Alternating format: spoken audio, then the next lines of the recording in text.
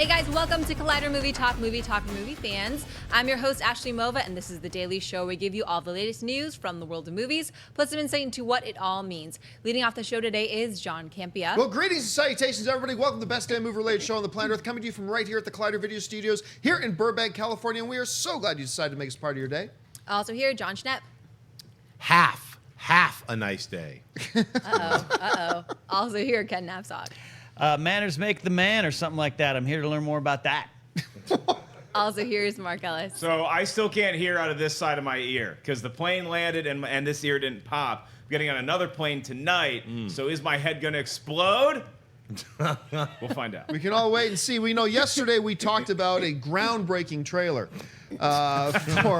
for Kingsman: The Secret Service, but apparently another version of the trailer dropped last night. Ashley, tell us about it. Oh yeah, the first trailer for Kingsman: The Golden Circle was released last evening, giving us our first good look at Matthew Vaughn's anticipated follow-up. In The Golden Circle, when the Kingsman's headquarters are destroyed and the world is held hostage, Eggsy and his crew discover an allied spy organization in the U.S. called the Statesman that date back to the day they were both founded. In a new adventure that tests their agents' strengths and wits to the limit, these two elite secret organizations band together to defeat a ruthless common enemy in order to save the world. Kingsman: The Golden Circle stars Taron Egerton, Mark Strong, Halle Berry, Channing Tatum, Jeff Bridges, and Julianne Moore. It hits theaters on September 29, 2017. John, thoughts for real this time on the first trailer for Kingsman: The Golden Circle? You know, I remember when the first Kingsman was coming out, I liked the trailers. I didn't think they were anything especially special at all. And then I saw the movie and just, wow. Like, I could not believe how much entertainment they packed into that film. Absolutely adored it. Went back to see it in the theater like 3 or 4 times. Absolutely loved it. And the pattern seems to be repeating itself. I'm not wowed by this trailer at all. It's a nice little first introductory trailer. I mean, the fact that they already put Colin Firth on the poster before meant there was no wow factor at the end of the trailer when they reveal Colin Firth shaving with the eye patch. It's like, okay, but you already kind of told us he was there, so that doesn't have any impact in there. It was really just a bunch of randomly flashing images. And look, because I know the first movie, those randomly flashing images have some meaning to me, so I enjoyed it, and I'm sure the movie is going to be gangbusters good. I cannot wait to see it, but par for the course with the last film, trailer didn't wow me. I thought it was okay. I liked it, but it didn't completely wow me. Mark, what did you think about it? I didn't need it to wow me, John, because this has confidence. I like when a trailer sequel comes out and it's like, oh, okay, we know you love the first movie, so we don't have to show you everything we have in this. I was surprised to see Colin Firth appear here, so maybe that indicates he's going to have a larger role in here. I like that they Snake Plisskened him. I still don't trust that that's him. I want to know what other kind of different way they're going to take that thread of this guy who we clearly saw get destroyed in the first movie. How does he come back to prominence? And I like the quick shots of all the new characters we're going to get, like the Channing Tatums and the Julianne Moores, Halle Berry, Jeff Bridges. The Statesman is an interesting foil to the Kingsman. I like that they're all, dressed like cowboys, like they're trying to, like John Rocco looking in his mirror one day wanting to be a statesman growing up. So this is going to be a fun movie. I like that we get a lot of the same stylistic action in this trailer, but I don't need this thing to give it away because unlike the first Kingsman, where you did have to sell me on it a little bit, this one, you already got my $12. Let's go see the movie. Ken, you saw the trailer. What did you think about it? I saw the trailer, and in research for today's show, I saw Kingsman for the first time last night, John. Oh, I actually envy you. You got to have that first experience. You texted me, and I said I better watch this. And movies like Women, I take interest 3 years too late. So I really, really liked it. It reminded me of one of my favorite comedies of all time, Men in Black. But this trailer reminded me of one of my least favorite comedies of all time, Men in Black 2. Not that it's going to be bad. This trailer did everything I would want it to do. Hey, that person's there. That person's Channing Tatum got a cowboy hat. All the stuff is there, but I'm like you, John. I'm like, yeah, all right, not surprised. Let's see it on the screen. Let's see how it plays out. And hopefully it doesn't end with a bad sex joke. Yeah. Well, I was disappointed that the goblin cock wasn't in this version. Like the one we They're saw saving that for the later trailer. Extended version. Yeah, you know what? All the flashing images, they didn't bother me. I found it made me more excited to see the film because I don't know what it's about.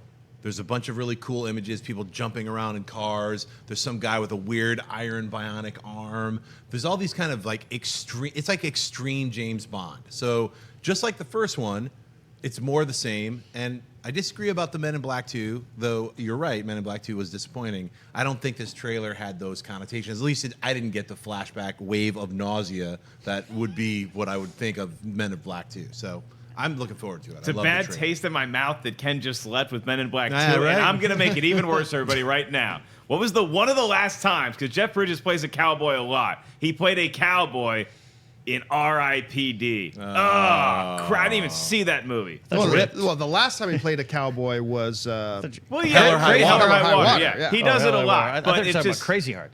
yeah. yeah, Crazy Heart won Academy Different Award tone, for. different He's tone. usually when he plays a cowboy, it's good. So this movie has like a 75-80% chance of being great. Hey, man, Seventh Son. Let's talk about that for like. There you go. Okay, so look, as much as I'm saying I'm not jumping up and down about this trailer, let's remember it's really the first teaser. And I like to refer to these first teasers. It wasn't even like, it was only a minute and a half, not even. I like to refer to these as more announcement trailers. It's really just that first trailer to get out there to say to the world, hey, this movie's coming. And you shouldn't expect too much out of it. But every once in a while, a movie gives you their first announcement trailer and it blows your socks off. This didn't blow my socks off, but like you put so eloquently, didn't need to blow our socks off. I am really curious to see that first 2-minute and 20-second trailer, and that's probably going to come in a month or something like that down Right, the road. the It'll probably setup just lot- where you know Julianne Moore is playing the villainess Poppy, and she's like got this Poppy land. That's all we really know about it. But they showed some artwork about 2 years ago where they're like, she's in charge of Poppy Land, which is like Disneyland but more nefarious. So I mean, I don't even want to see another trailer. I'm just like, I just want to see the movie now. Do they squeeze in a Big Lebowski joke between Julianne Moore and Jeff Bridges? Is there a Big Lebowski reference? Oh now, my god! here's the question I got for you guys. And honestly, I think this is what a lot of people are wondering. We see Harry. He's doing the Snake Plissken thing. He's got the patch. Right. So is it Harry? Is it Harry, or is it his, what was it, Jack Palance you were talking about? Jack Palance in City Slickers to the legend of Curly's Gold. Is it actually Harry's twin brother Barry? Oh. Is he an android? Is that the bullet wound that went in and he just actually survived it? So Schnepp, the guy we see, is that actually Harry? Do you think it's actually going to be Harry in this It's going to bum me out if it's really. I mean, if it's like the bullet hole went through and all of your brains exited the back of your head. If you saw the film yesterday, you know exactly. It's fresh in your mind. It is. Just like the splatter of his brains It is. on the concrete. So, but we are in a world where It was it's just like, a nick. It was a nick. Yeah, they've got visors with people. They're like, they got the Phantom Menace Council of old men from the Parliament they're talking to. Anything's possible. I would prefer that he didn't survive just because it was like a noble death and it seemed like it made sense. Maybe they're watching a video screen of flashbacks of him shaving and he's filming himself giving lessons or something. Who the hell knows? I have no idea. Ken, is he back or is it a doppelganger? A doppelganger? Look, I'm like John. I would want it to be like that, but the rules set up in that world already indicate that it could have been like, oh, it hit my brain, which was designed to shoot out something fake from the mind to convince Right. everybody that gentlemen don't die. I don't know. Yeah, Goblin Cop. That should be your new Tinder profile headline. Gentlemen don't Gentlemen die. don't die. They just cry. I What do would you love think? to see Ken's new Farmers Only picture with an eye patch. I think that might do wonders for your dating life, my friend. I think this is probably something a little more comic booky than just, oh, no, it went in and it just missed all the major parts of my brain. I think there's something to this. Somebody at our pre-production meeting, whose name escapes me, floated the idea that they could have made an American version of all these guys, like stateside. So maybe this is an American Colin Firth. I like the eye patch. He's my American cousin. You don't have to be lonely at ashleymova.com. All right, Ashley, what's next? As Marvel continues filming its epic Avengers movie, Collider recently learned from Kevin Feige that both Infinity War and Avengers 4 would not be filmed back-to-back in order for the filmmakers to concentrate on one movie at a time. That leaves the second movie still untitled, something Kevin Feige told CinemaBlend would actually spoil the movie if released. When Feige was pressed if Thanos is in both movies or just Infinity War, he replied, "They're two very different movies. That's all I'll say." Collider also caught up with Feige at the press day for Guardians of the Galaxy Volume 2, where he was asked if the movie would follow the Gauntlet storyline and introduce the popular Death character in either Infinity War or the untitled Avengers 4. Feige said, "His motives will be similar to what they were in the Infinity Gauntlet in various ways. I guess that's all I can say about that."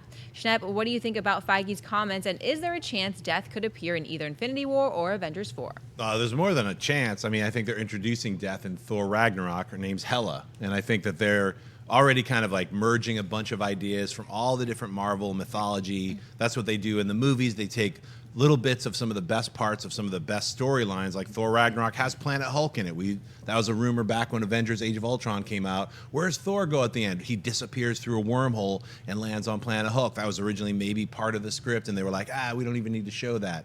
But that's what happened. So they've got this kind of tapestry they've been laying out. I think Infinity Wars will lead into Infinity something, whether it's called Infinity Gauntlet and Nebula is indeed holding the gauntlet herself.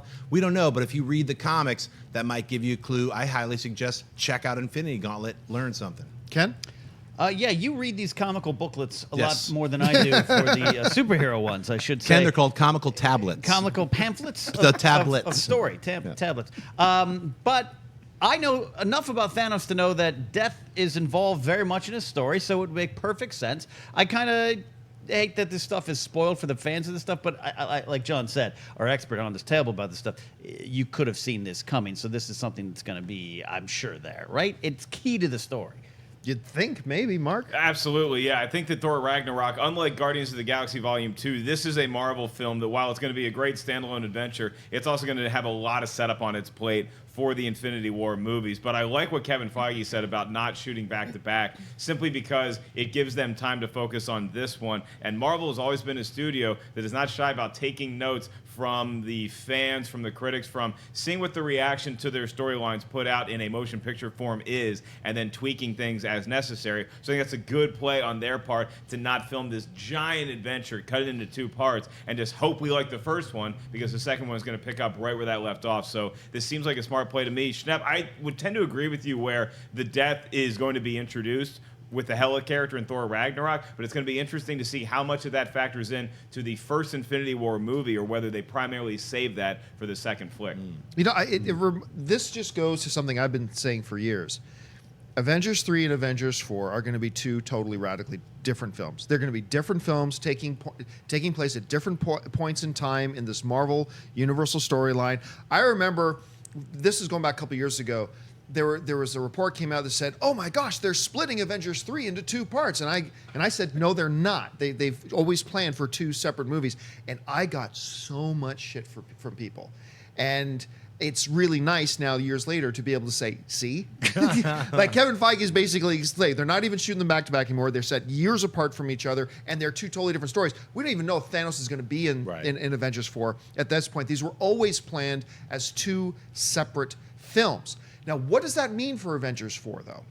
Does that mean that the story of, because really the entire Marvel Cinematic Universe up to this point, if you go all the way back, like to Captain America, everything has been about these Infinity Stones. Mm-hmm. Whether they've been the main part of the story, like the Cube, or whether they've just been hinted at a little bit here and there, or whether they're just like end tag scenes like they are in Doctor Strange with the Eye of Agamotto, all that kind of stuff. This whole franchise has been about the Infinity Stones. Right.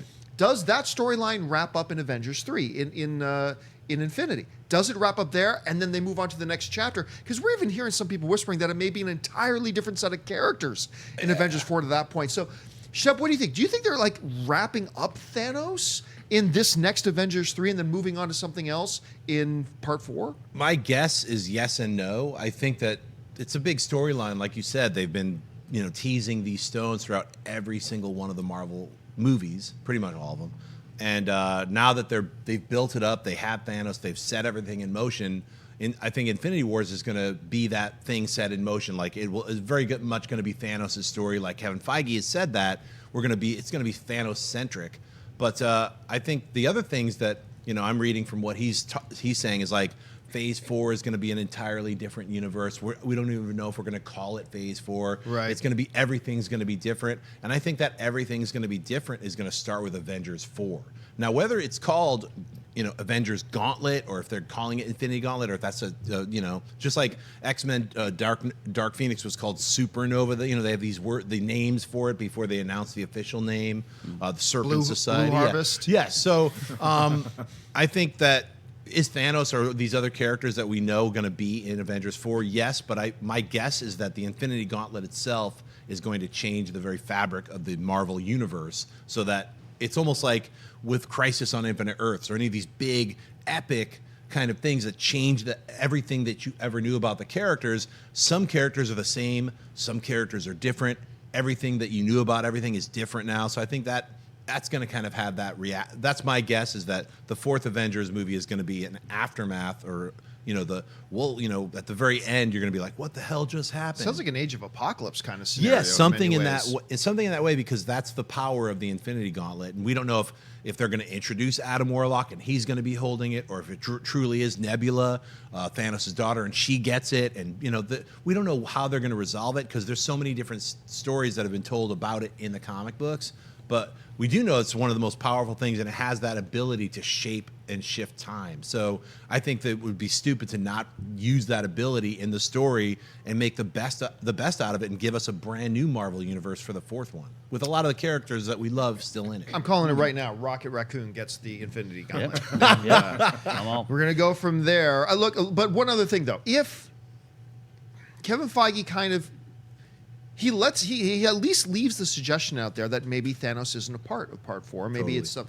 If it's not Thanos, because we've had an escalating scale in the Marvel Cinematic Universe. So just quickly, though, if it's not Thanos, if Thanos isn't our main foil in Right. 4, and there's still a very good chance that he is, but if he isn't, where do they go? Where does the Marvel Cinematic Universe go as far as who's your main foil? Because you can't have Eddie the Bank Robber as your main bad guy after Thanos. You know who it is? Who is it? It is the ultimate master of time, Kang. You think it'd be Kang the Conqueror? Most definitely.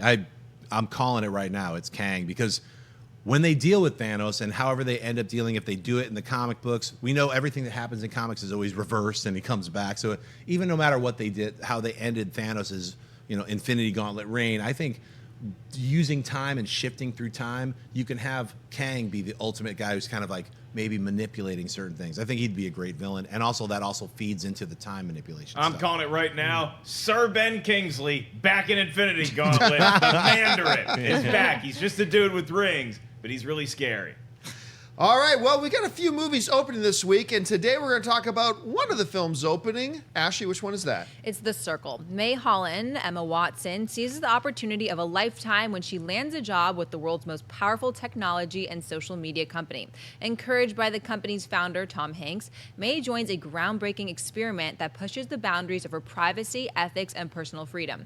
Her participation in the experiment and every decision she makes soon starts to affect the lives and futures of her friends, family, and that of humanity.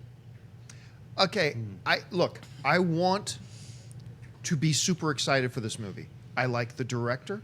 I love the cast. Besides the two leads on the poster, you also got John Boyega in there. I've got a bad taste in my mouth about it, though. There's something about it. I look at these trailers, and there's something surrounding it that just makes me feel like I think this is going to be a throwaway movie. I cannot get excited for it. I am hoping that when I see this thing opening night, that it's going to blow my socks off, because, like I said, terrific director, terrific cast, very timely storyline as well. So I hope it's going to be good, but I got to be honest with you. Right now, I'm not dying to see it. What do you think? I'm pretty much dying to see it just because of the trailers. I thought they were so good. I'm a big fan of everybody in the cast that I've seen so far. Emma Watson, Tom Hanks, Patton Oswalt, John Boyega. I want to see these people in a movie that feels like a Black Mirror episode from the trailer. And we also get a little tinge of Ex Machina, because it's somebody, Emma Watson's character, who gets into this technological revelatory thing that she's really biting off more than any human could chew getting into this, and how does she get out in one piece? It sure could be a real bust and something that's very disappointing, and if that tagline is any indication, it's not going to be that good. Knowing is good, knowing everything is better, that's what a bunch of people got in a room and they left and they adjourned, and that's what they walked out with. Ken, you looking forward to this one? I'm looking forward to this much like I was looking forward to The Net in 1995. I think this is a similar of its time, but there's dangers behind our time. And I'm like you, John, no disrespect to the one Flash and Mova, but halfway through that description, I was like, Come on. It just seems like not a Lifetime movie, but you know what I mean. It's Yeah. just Right. like, hey guys, it's up. There's social media, dark things behind it. Don't you want to find out what's really going on? Nah, I don't. There's nothing going on in my space. It's Your okay. entire identity Yeah. has been compromised by this Yeah. SD card. Yeah. Quickly, get the chip. You know, remember Yeah. all those movies that Remember were all the like floppy disk yeah, in the net? yeah. I'm Yeah. in. This is happening, tapping really quickly. I'm in. The thriller I have a spec script for is the Commodore 64, the true story of that. I would want to see that so But bad. I also, John, you're right. The cast is great. I think this is a key movie for Emma Watson if she's going to keep moving forward as a big superstar that doesn't have, a beast after her or a wizard chasing her or something like that. She needs this, and it's Tom Hanks. But at the same time, over the last couple of years, it's Tom Hanks. Sure. Don't you dare, Ken. He's gonna land a plane the in water. movies haven't been great, but You he's know? still Tom Julius He's Hanks. still Tom Hanks. I'd Ken, love that to- really happened. That really did happen. He It landed. That's a real not a story. The comical plane booklet? landing in the water. I was there. I You were watched there? it live. You were one of the Bruce. ducks, Yeah. huh? Not live from a TV, but I was actually there. A building was blocking it, but I saw it happen. Good job. I loved you on the lead. Are you looking forward to this? You know what? I am actually. Oh, Ken. Shep wasn't. Wait a Sorry, sec. Ken wasn't done. No, I'm done. You know? I'll see it with you, Shep. All right, I actually want to see this movie. You know why? It reminds me a little bit of Tom Cruise's The Firm, mixed a little bit with The Path, and also it's got that kind of mind control thing that's going on. I really don't know. I want to see an evil Tom Hanks. I don't want like a door to open and see all these floating body banks like Coma or something weird like that. But that could happen. That's how I feel this movie could have that dark twist that we haven't seen in the trailers. I feel like the trailers have been good enough that they haven't given away the entire movie. So for myself, it sounds like it could be an intelligent mind control, weird, creepy, like the cult of Facebook. What if the cult of Facebook, they're really Zemnu, or whatever. You're like, no, or something. That's what it feels like to me. If it was, my grandmother would share an article about it. So I'm in. I'm actually excited to see it. I want it to be a good thriller. I got to ask, like Wendy, Ashley, like Wendy, are you looking forward to this? Has this appealed I to mean, you? this trailer honestly was the ultimate snooze fest to me. When I read the rundown just now, it kind of reminded me of The Social Network, probably because of just the social media aspect. And it seems like there's going to be a dark twist, but yeah, I didn't see that in the trailer at all. Emma Watson's just like, whatever, I'm so rich from Beauty and the Beast and Harry Potter, so I'll just be in whatever. Yeah, I didn't like the trailer, but I do like the rundown of it. So if there is like a dark element to this, I'm up for it. Yeah, I'm kind of conflicted because based on the rundown, it sounds great on paper. It really, really does. And I was really intrigued. I like the cast. I like Emma Watson. And I really love Tom Hanks. But then I watched the trailer. And I'm like, I'm not really excited. So I'm kind of struggling with whether I want to hand my money over to this movie or, I don't know, go see something else this weekend. All right, guys, we reached that part of the show now for buy or sell. Here's how this works. In front of her ass, she's got a few other items in World of Movie News. She's going to run them down. Then those of us at the table are simply going to say whether we buy it or sell it. So, Ashley, what do we got? Deadline reports that the director and stars of Hell or High Water are in final talks to reteam for Outlaw King, an epic period drama that will tell a different take of the Braveheart story in which Robert the Bruce led his country to freedom from the oppressive rule of England and Scotland. Chris Pine is finalizing a deal to play the Scottish king, with Ben Foster in talks to play James Douglas, the Scottish knight who became the king's chief advisor, with David Mackenzie coming in to direct. Scott Stuber, who recently took the reins as head of Netflix feature films, is in the middle of the deal, with Deadline saying the film is slated to shoot in Scotland this August. Mark Byrstell, a Hell or High Water reunion with Outlaw King. All right, so you're asking me if I buy the team for Hell or High Water doing anything again? Yes, I buy any project they want to make. If they want to make The Circle Part 2, if they want to make The Net Part 3, I am in. They're doing The Outlaw King, and you have Chris Pine and Ben Foster, and they're both playing like evil nebbishy kind of kings that are trying to oppress people, trying to liberate their people for freedom. I'm totally on board. I get a little hesitant because it's so close to such a legendary movie like Braveheart, where you're picking up where that story left off and you're taking it in a different direction. I have a feeling this film and the filmmaker is going to be able to separate themselves from the storyline of Braveheart enough to where we walk in and it's just a new take on this historical occurrence. So I'm in on the casting, I'm in on the director, and I'm in on this team because Hell or High Water is the movie I would have watched on the plane yesterday if I didn't get emotional and watch the King's Speech instead. Oh, I love that movie. It's so good. It's so good. Oh, it's so good. Huge buy for me. Like, first of all, yeah, the trio that did Hell or High Water. Are you kidding me? Of course. The story of Robert the Bruce. Absolutely. There's nothing about this that doesn't get me excited. So for me, it's a huge buy.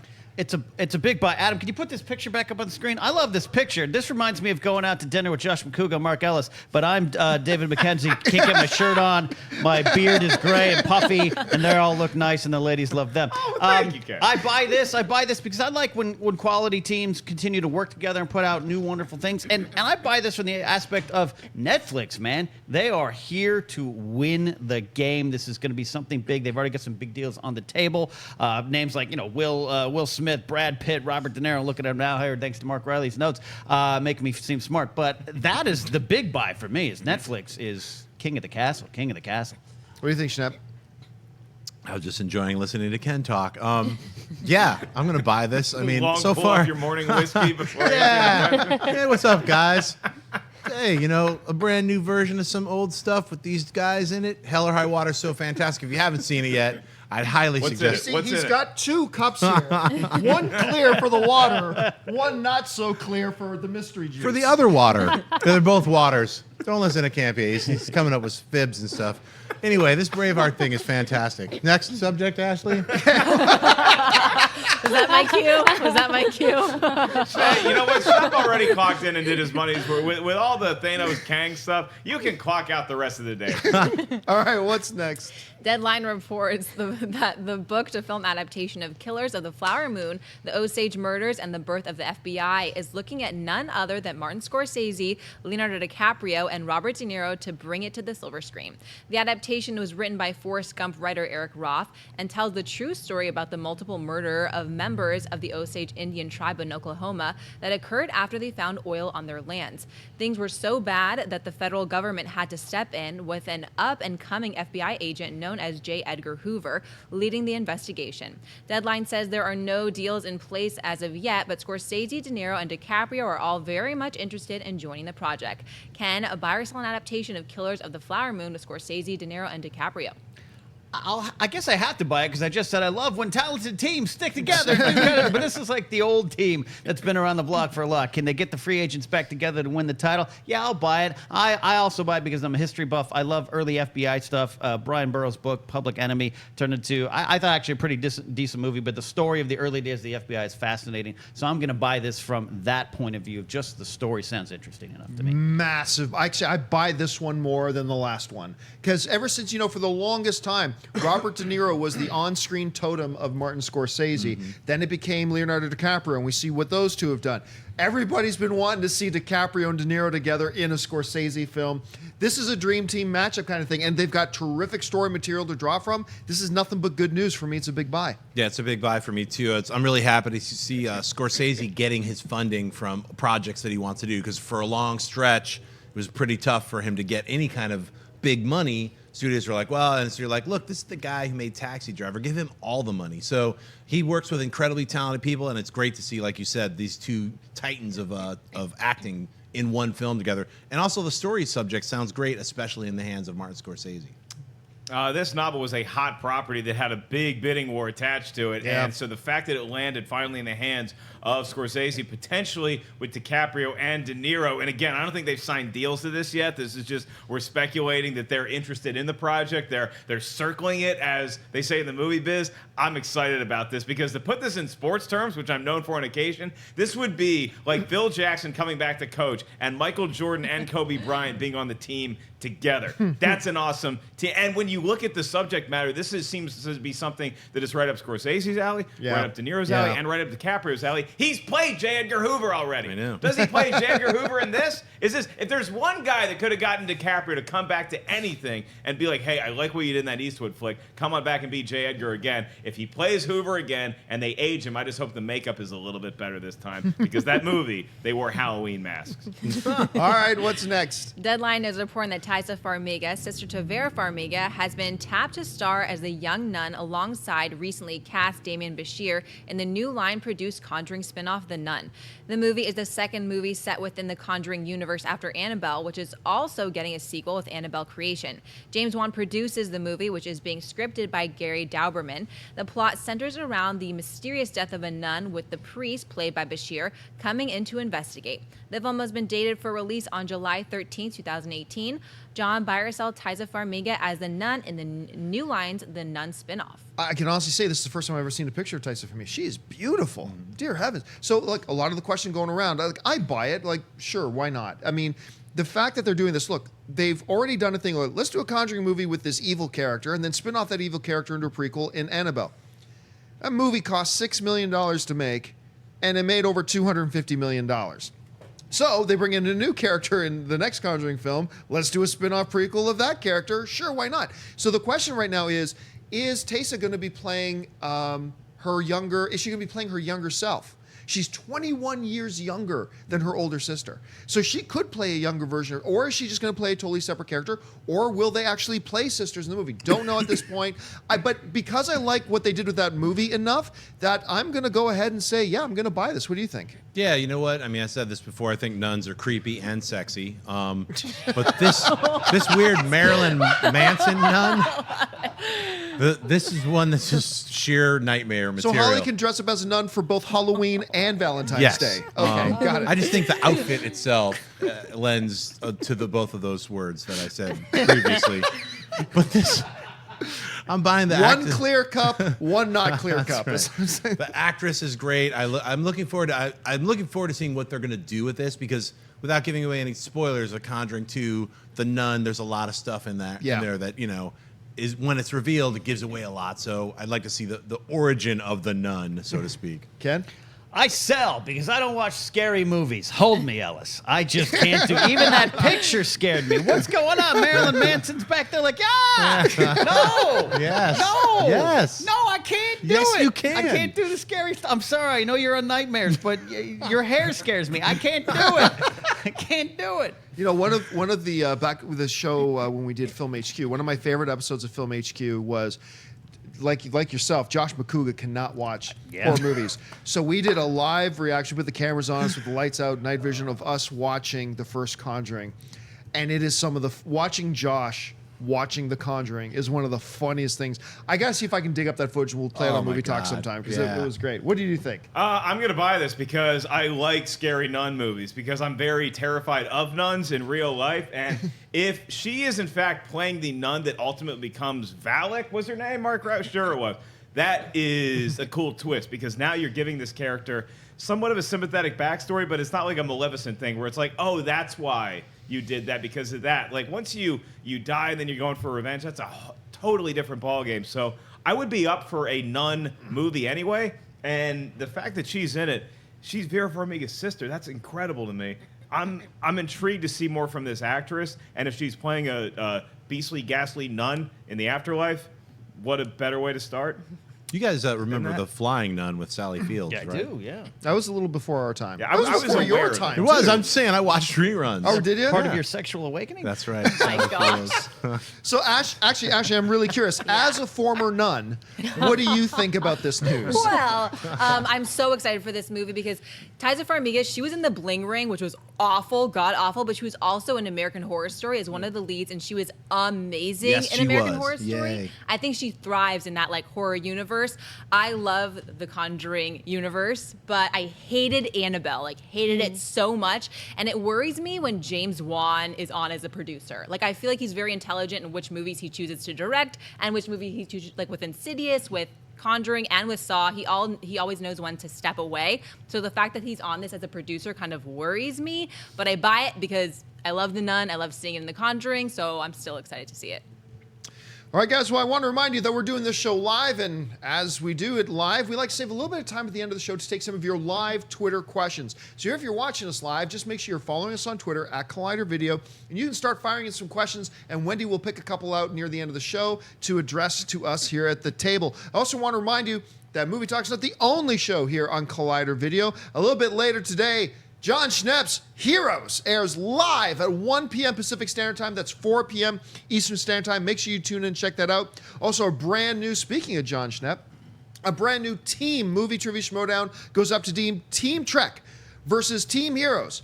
Will it be Robert Meyer Burnett and John Campea? Or will it be Robert Meyer Burnett and Jon Schnepp? You never know with the Heroes trio going in there. Also, a brand new episode of TV Talk dropped yesterday. Keep your eyes open for that. Of course, our Guardians of the Galaxy 2 review is up, and every Friday, Jeremy Johns' Awesome-tacular new episodes on Verizon Go 90.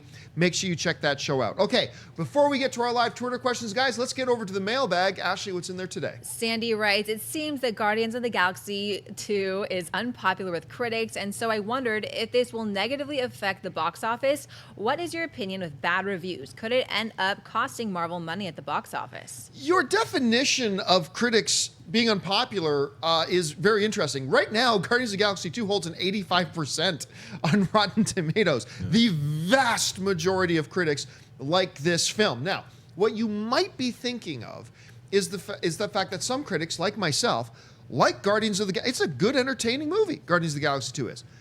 But many of us are saying that the movie is good, but it's just not as good as the first one.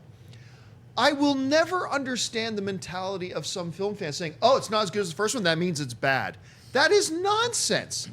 If it's not as good as the first one, if the movie we're about to go see isn't as good as The Godfather, then why should we bother seeing it? Like, that's just ridiculous thinking. Something doesn't have to be as good as the first, unless the first one was crap. Does something have to be as good as the first one to still be a worthwhile trip out to the movies to watch the movies and be entertained? I think Guardians of the Galaxy 2 is a fun, entertaining movie that I think was as good as the first one. No, I do not. But that doesn't mean it's bad. It's just like saying, oh, I had the greatest sex of my life, never going to have sex again. I mean, I say that, John. I mean, that's just, it is. Ken in the Bedroom, Volume 2. No.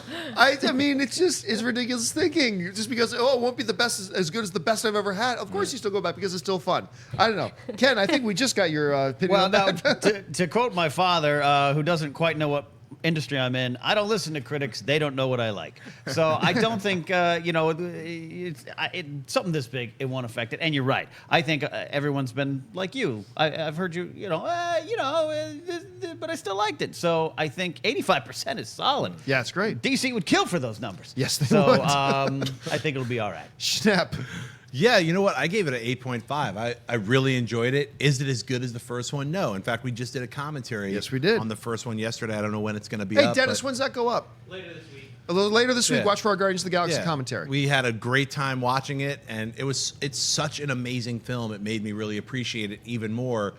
That's not to say that Guardians of the Galaxy Volume 2 is not a good film. It's not. It's a fun film. Yeah, it very does the entertaining. job. Like I said in my own review, it's uneven, and that doesn't mean it's a bad film. It's just, to me, it just doesn't hit it out of the park like the first one. I left the theater thoroughly entertained, enjoying it, and it was like, hey, I can't wait to see Volume 3. So that's not like, boy, does the movie suck. I'm actually looking forward to seeing another adventure of the Guardians. So It's another, it's systematic of the whole idea that we kind of live in we talk about this sometimes, in a generation where everything's either a 10 or a 0. Right. Yeah, if you like it, if you like it, you have to say it's a 10. And if you Right. say it's anything other than a 10, that means it sucks. It's like, no, that's not the, anyway, Mark, how would you address Well, this? picking up on that, I think that because nobody's really saying this movie is a 10, that might affect box office. So it's not that everybody's saying this movie sucks. I really had a blast with this movie, but nobody is raving about it, saying that it is better than Volume. I haven't seen those comments. So I think that there is something to it not having quite as big of an opening weekend at the box office as it might have if everybody came out just screaming about how great this movie was. You know what? But Fate of the Furious had pretty middle of the road reviews, and that just crossing $1 billion in its second week. It made $100 million opening weekend here, whereas the previous one, for a lot of extenuating circumstances, was $148 million. So I think Guardians Volume 2 is going to open huge. I just think that there's a sliding scale of human desire where, like, if you hear people raving about something, you're like, oh, I got to go check that out opening weekend. Right. If I don't hear people raving about it,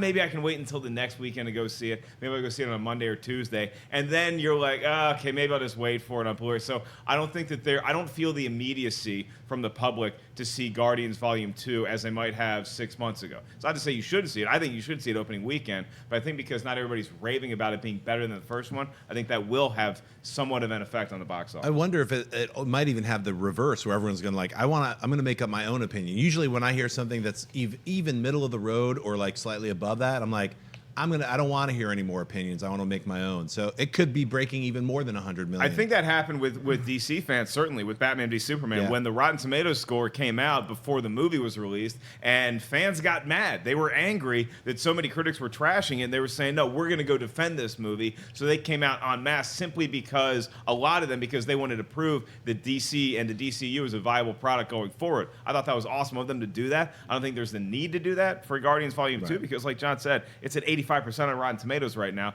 So I don't think you see fans needing to come out to defend their movie opening weekend. But that thing, I mean, I would say over $100 million easy. I think the reviews have been positive enough that it won't affect it negatively. I think, like you're saying, they're shy enough from, oh my God, it's better than the first, that it won't help it positively. I honestly don't think the reviews are going to hurt this one or help it at all. I think it's going to be right where it's at, and I think it's going to probably be 150 plus, something like that. With, like, for instance, we're in a Batman v Superman situation. That is a movie that, by all rights, should have cracked $200 million opening weekend. It, by all rights, it's Batman versus Superman. It should have easily crossed 200 million. And had the reviews been positive, like overwhelmingly positive, it would have crossed 200 million. Instead, I think it came in at like 167 or something like that, which is still bonkers money. That is still bonkers money. That's very, very, very successful. But yeah, that's an example where it should have crossed 200 million with positive reviews. But I don't think that's the situation with Guardians of the Galaxy. This notion that it's unpopular with the critics. The facts say otherwise. 85% of critics are saying this is a movie worth seeing. So, I mean, it just all depends on how you decide to look at it. All right. Well, I said we'd save some time to take your live Twitter questions, and we're going to do that right now. Wendy, what have you picked out? The first one comes from Anurag Nanda, who writes, has there ever been a case where a movie has increased its score on Rotten Tomatoes, or does it always gradually decrease? I'm sorry, can you repeat that? Has there ever Slow been a down. case where a movie has increased its score on Rotten Tomatoes, or does it always gradually decrease? Oh no! Quite often I see it go up because what you get your first round of reviews that go up because quite oftentimes they screen it for critics at different times. Like some critics might see it a week in advance, and some will see it like 2 days later, and some will see it a few days later. Normally, it hovers around the same, give or take 7%. It'll hover in that same little window.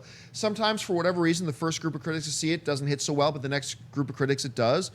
And then sometimes it's like you get 10 critics who see it and loved it, and it's like 100 after 10. But, you know, odds are that after 300 other critics see it, that's destined to come down. So when you start super high or start super low, it's probably going to travel in either direction. I'd say 80% of the time, though, a movie will end up being in that window, 7% give or take of where it generally starts with. That's just my experience with it. What about you? Yeah, I think usually it would go down versus going up. But I mean, it really does depend what that first round of critics thought about the film, because a lot of times you will see it go up if it was a very small group of people that might have seen it at a festival and it got the wrong reaction. I think generally, though, it's going to start higher and then it's going to slide down a little bit. Yeah, I've seen it always seems to be like round up to the highest number, and then you watch it kind of level out a little. You don't watch it level to 14. It doesn't go from 95 to 14, no. but it always goes down a little bit. Yeah, or you could be like me and submit my Kingsman review 3 years late, and then it's going to go up. It's going to go up. Now, I think once you kind of hit, it seems to always kind of be in that same. That'd be funny actually to see a movie like 85, 10% a month later. What happened? Yeah. There's a movie right now that's 59%. I can't remember the movie, and it came out like 20 years ago, but I remember seeing it's at 59%, and I'm like, damn it, I love that movie. And then I was like, oh wait, I can do something about this. So I can write a review and submit on Rotten Tomatoes. I haven't done it yet, and I can't remember the movie. Is it Don't worry, UHF? movie. Is it? Please be safe UHF. Yeah, UHF should be at 100% already. Drink from the fire hose. Okay, what's next? This next one comes from A. Clay, who writes, I've noticed that Bradley Cooper almost never does press for the Guardians of the Galaxy movies. Thoughts? Well, I mean, it's true. He didn't do it for the first round. I mean, he shows up to the red carpets. I know he did for the first one. I mean, honestly, he doesn't physically appear in the movie. He doesn't do the motion capture because Sean Gunn does that. So he's not even Rocket on set. He literally, his job in Guardians of the Galaxy is to show up to a sound booth and just record for a couple of days. So I can see why. Now, which is odd because Vin Diesel in the first movie did nothing but I Am Groot. But he promoted that film and showed up to everything with that. Now, maybe he was also angling to remember, he was really trying to get something else going in the Marvel Cinematic. Everybody assumes he was trying to be in the Inhumans movie that they were looking at that eventually got scrapped. So maybe there's part of that. But honestly, Bradley Cooper's Bradley Cooper's role is so small because, like I said, he doesn't even do the motion capture. You just showed him the voice. It's not really that surprising that he doesn't do much about it. Ken, what do you think? Yeah, I agree with you there. I mean, he's definitely a part of it, definitely a key part, definitely a big drawing part. Bradley, and I don't know Bradley personally, but he seems like the kind of guy who's like, hey, you don't have to do press. I'm good, thanks. Where Vin's like, hey, land shark, hand sharks and stuff, and just wants to promote stuff. So, yeah, I think it just might be that, where he's like, I don't have to spend all day in a hotel talking to Mark Ellis and all these outlet reporters. I'm good. Schnepp. Yeah, these press junkets, most actors and actresses don't want to do it because it's traveling around the entire globe and just It's saying exhausting. the same kind of, you're given these quotes to say and say this and don't say that. So, it's your personality plus things you're allowed to talk about through the movie. But, I mean, you're right, John. I mean, Cooper, I don't even think it's days. Just take the S off. Day. When you're doing a sound recording and voiceover, those guys have got it good. They're coming in, here's a coffee. All right, what's this? Gubba-gubba-gubba. Check. I'm out the door, son. I'm on a plane, son. 1 day, 1 hour. I'd bet you $1,000 that Cooper did his sound recording in less than 3 hours for the entire film. Wow. And just cashed a massive check and was like, see ya. And guess what? It was worth every penny because Rocket He does Raccoon great. and his voice of Rocket Raccoon, he makes him lovable and emotional, especially just rewatching Guardians first again. one, yeah. So getting teary-eyed, like thinking about that poor little guy's plight, And half of it comes from Cooper's sound, his voice. So. It's if you, anything you ever wanted to know about the voiceover ADR industry, just watch the Simpsons episode where Bart Simpson becomes the I didn't do it boy, and Krusty the Clown comes in to record his lines for an upcoming toy. It is hysterical and it's true. In this particular case, I don't think Bradley Cooper has any desire to do all the little press junkets and stuff that you have to do all around the world for a movie as big as this. He might pop into Conan or The Tonight Show just to promote the brand Bradley Cooper as much as the brand Guardians of the Galaxy Volume 2. But when you have a film like this and there's so much secrecy around, don't give away spoilers, don't give away this. Like, if he gave away a spoiler for the movie Burnt, nobody's going to care. Right. But if he gave away something by accident, because he's just tired of saying the same thing every 4 minutes to another reporter, and something slips, that sucks. And you don't want to go through that kind of pressure. You don't want to do that. He's also probably working on another movie, so I don't think he has to. I don't think it's necessary for a movie this big, and I agree with Kenny. Probably would just rather sleep. He's actually directing a film right now. He's Yes, directing he is. A Star is Born. So not only he's in it, he's directing it, so he's probably With, what's her name? One name, Wonder Lady Girl. Gaga. Lady Gaga, yeah. But she's going by her real name now, which is like Michelle Winterbottom. Or something. She's got a Winter la la. I don't know. I can't remember her name. Michelle now. Winterbottom. I think it's Stephanie Germanato or Yeah. something like Yeah, that. it's even better. Winterbottom. Winterbottom says. Germanata. I like Germanata better. That's guy like almost sounds musical. By the way, the most accurate depiction of the Hollywood press junket scene, it's not 100% accurate, but if you want to get the gist of really everything goes into it, there's a great little film with John Cusack and I knew you were going there. America's Sweetheart. America's Well Sweethearts. done. Billy Crystal, Yeah. Seth, Julia Roberts, Catherine Catherine Zeta-Jones. Catherine Zeta-Jones, and Seth Green. Seth Green, thank you very much, is in it. If you want to really, by the way, it was the first movie I think Rainn Wilson ever appeared in. He's one of the film reporters. Is at he the from press Canada? junket. Is that why you knew that? No, I had no idea. But honestly, check it out. It's a fun little movie all on its own. But if you really want to understand all the absurdity of the press junket scene with Hollywood, watch America's Sweethearts. You'll get a kick out of it. All right, last question of the day. All right, this one comes from Sean Hennessy, who writes, comic book movies are some of the highest quality films we get on a consistent basis. Why do you think people want it to fail? Schnepp. I don't think people want comic book movies to fail, and I kind of disagree with that statement. I don't think comic book movies are the highest quality films. There's a ton of incredible high quality movies that are made all the time. It's just the audience doesn't go and see them. So it's like that's the big problem with our movie industry right now. There's a million different options to go see in the theater, but most people gravitate towards a Star Wars or a superhero film now with their money because they're like, I'll just wait for Netflix or I'll wait for this, or there's all these reasons. It's also very expensive to go out to the movies and take a date.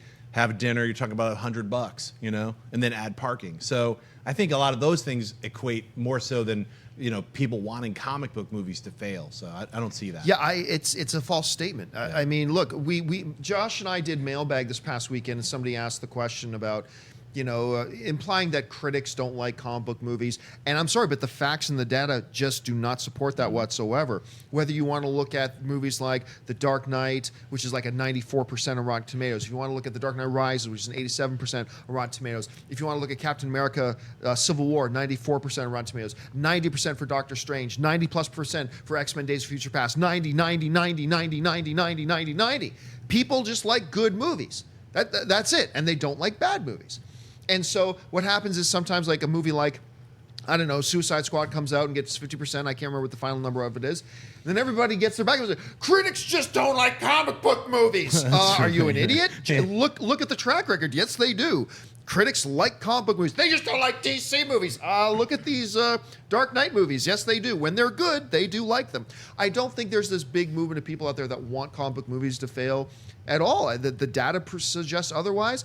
I don't know that they are the highest quality movies out there. They are certainly better than they've ever been before, and they're only getting better. But it's a little bit of a misnomer. I don't think people are like picketing outside theaters for the death of comic book movies to happen soon, but there is something to comic book movie fatigue that a random audience member can feel. Like if you see this trailer for a comic book movie, and then another one, and another one, it's like there's a lot of them that are coming out. So I totally understand somebody who's saying, how many of these are we going to make? And I don't think that somebody is rooting against comic book movies. They can just feel like they're being oversaturated with them. So when a bad one comes out, it's like, see, not every one of these is great. Let's go see something else. But I don't think people are rooting against comic book movies because, like, I'll be honest, I feel oversaturated. If I see another, like, let's fall in love with this vampire and this werewolf because they're going to, like, date a high school girl, I don't need to see another one of those kind of movies. I don't need to see another Twilight or Vampire Diaries or whatever else comes out. But I'm not going to root for it to fail. I still want it to be a good movie. And comic book films, that's such a vast universe that just because it's based on a comic doesn't mean that Guardians of the Galaxy is going to feel anything like The Dark Knight. So there's such a breadth of content within the realm of comic book movies that you're not going to see the same one twice. I can't wait for a high-budget Phoenix Lights saga. You know, there's just not enough. It's just not enough about that UFO thing that happened in Phoenix. We need more of those. Hey, you know, comic book movies, they're the bee's knees, kids. They're just at the top of the pops. And whenever that happens, some people are going to want that bubble to burst. There's the great Taylor Swift once saying, haters going to hate. And that's all right. That's just sometimes what life is about. But I think you're right. I don't think there's this big movement to take them down. It's, you know, they are the most consistently entertaining movies, and I think that's going to be the case for a while. Ken, do you know what critics and audiences did not hate? UHF? It is 63% on Rotten Tomatoes. Our work here is done, gentlemen. By the way, if you have not seen UHF, Fantastic. it's a wonderful, funny movie with Victoria Jackson. Ashley, that's a spoof movie that I would Is put it? funnier than I Scary just Movie. want to say that Mark has not seen Scary Movie. I haven't seen Scary Movie yet. I hear the first one's good. I don't think I need to see the other ones. Yeah, the but- other one, the first one's good, but I'll have to check about. Ashley, let me give you a little correction there. James Wan produced Lights Out, which was a really good scary film. okay. Oh, yeah, that was great. Well, I that love was off Lights of Out. a short though, so I feel like I don't feel like he would hop on as a director, right? No. But I mean, I'm just saying he produced it. So I agree with you. Some of Yeah. the things he produced do feel like it was hands off. Just let's get some Yeah. money. But I don't think that was the intent. It was like, Yeah. look, I'm going to let this person do their thing, and then it just wasn't as good. But Lights Out was definitely fantastic. agree. So. Definitely agree. He's a great director too. All right, guys, that'll do it for this episode of Movie Talk. Thank you so much for joining us. Don't forget, lots of great content here on Collider Video all the time. Make sure you subscribe to our YouTube channel here, keeping you up to date on everything going on around our channel. I want to thank the guy sitting at the table with me, first of all, over there, Mr. Jon Schnepp. Schnepp, where can people find you online? You guys can find me on Twitter and Instagram, just at Jon Schnepp. And later today at 1 o'clock, we're doing a live episode of Heroes. We're going to get really sweaty. You can follow me also on Schnepp Zone on YouTube. The man himself, Ken Napzok. Where can people find you? You can follow me at Cat Napzok. Anything I said wrong or offensive today, send a self-addressed stamp envelope to Mark Ellis's apartment. I'll give you the address if you slide into my DMs. The aforementioned Mark Ellis. It's not really an apartment. It's more just. By the a way, Ford can you Union hear me, license Mark? plate. I'm referring to you now. Can you hear me? What? We're seeing if your ear is working. ears. Oh Yeah. yeah, dude, I'm telling. This thing is gonna pop and it's gonna be on a plane and it's gonna get bloody. You guys can find me at Spatula City or at Zany's Comedy Club next weekend, May 4th through the 6th in Nashville, Tennessee. One of my favorite stops. In the meantime, at Mark Ellis Live. Ashley was struggling about whether or not to say that's I what know, she I said. was like, I could what? see her struggling. Oh, the pop and the blood. No, Ashley. I was like, you're I was trying to struggling come up with with it. something. You guys can find me on Twitter, Instagram, Snapchat, Ashley Mova. Happy Tuesday, guys. And of course, Wendy Lee. Oh man, on YouTube at the Movie Couple channel and on Twitter, Instagram, Snapchat at Wendy Lee Zany. Special thanks to all the guys behind the camera, whether it's Cody or Adam or Mark or Dennis. And thank you guys for joining us. You can simply follow me on social media, on Twitter or on Facebook, just at Jon Campea. That'll do it for us, guys. Thanks so much for joining us. Until next time, bye-bye. Hey guys, if you like this video, click the thumbs up button. Also, make sure you subscribe to our YouTube channel. It'll help you stay up to date with everything we've got going on here at Collider.